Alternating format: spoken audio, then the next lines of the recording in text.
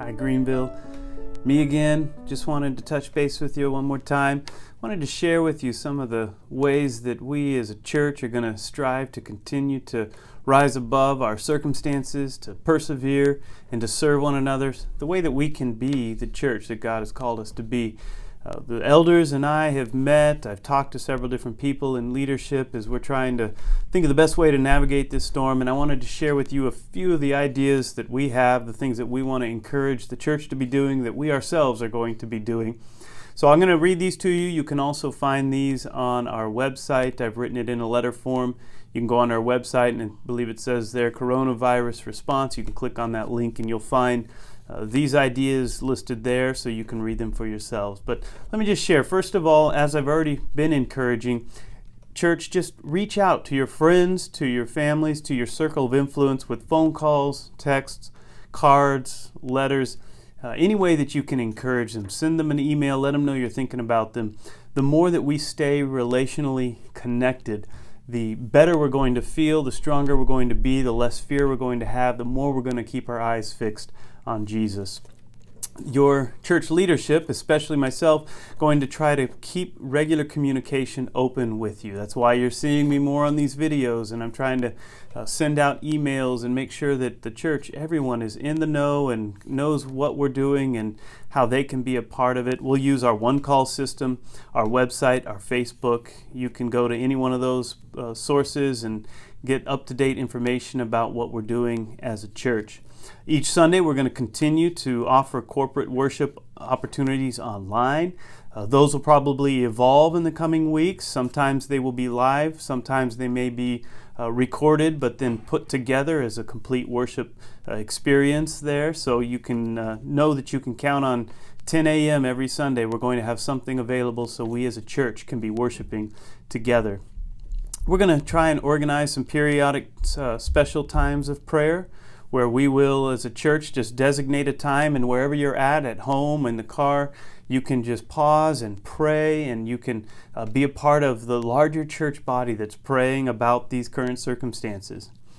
We're also going to work to create an interim network here of able-bodied volunteers who can help the most vulnerable in our church with practical needs, things like running to the store to pick up needed supplies, or giving a ride to a doctor's appointment, or other errands that those who are vulnerable might not feel comfortable leaving their house to go do or take care of.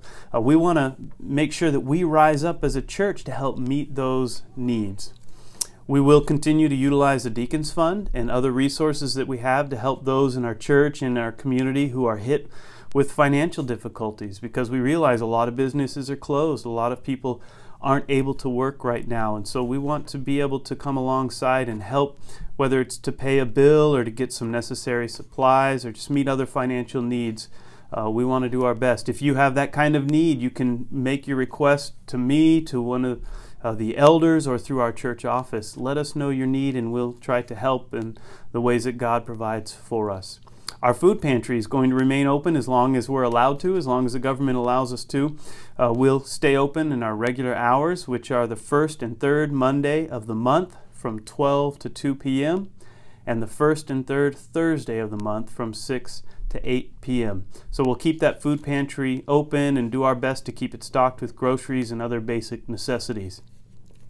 Going to encourage our small group leaders, our Sunday school teachers, and ministry leaders to do their part, to stay in touch with the people who are in their groups or under their ministries. Just another way that we're keeping in touch with one another, using the network that we already have in place to make sure that we are connected and that needs are known and prayers are being offered together and encouragement is being shared. Going to try and provide resources for spiritual growth and family devotions on our website. You can already go there and find some links to some kids ministry resources that you can use in your home that are free, that have no cost associated with them. I'll try to keep that list updated as I find out new resources that are available. But there's some good opportunities to be home with your kids and to redeem that time, to get them into the Word of God, to get them excited about learning.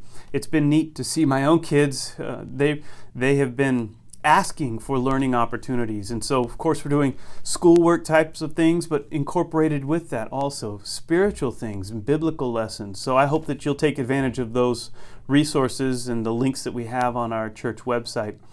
And then, of course, we are going to continue to encourage church members to give faithfully to the church. In times of crisis, there's still bills to be paid, just like in your home.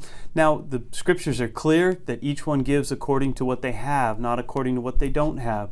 If you're one who's been hit by a slowdown at work and the income's not the same, the Lord's not expecting you to give at the same amount, but He wants us to always be faithful in giving. We're going to explore some ways that we can do that and make that accessible online or electronically. Soon, hopefully, we'll roll some of that out. You can always bring an offering by during our church office hours, or you can mail it to the church. That way we can continue to be faithful in our giving.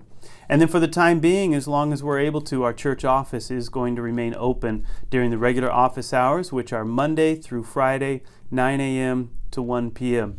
If you're there, please, of course, be respectful, keep social distancing. We probably are already tired of that word a little bit, but it's very important that we give space and we no handshakes and hugs and different things like that. But we do want to keep the church office open and functioning so that we can continue to function as an organization and do the things that we need to do. So those are just some of the ways that we are going to continue to be the church that we are called to be in the midst of difficult times and difficult circumstances. Let's be praying. Let's be praying for one another. Let's be praying that the Lord will bring an end quickly to the spread of this coronavirus. That's all for now, but I'm sure you'll be hearing from me again soon. God bless you. Goodbye.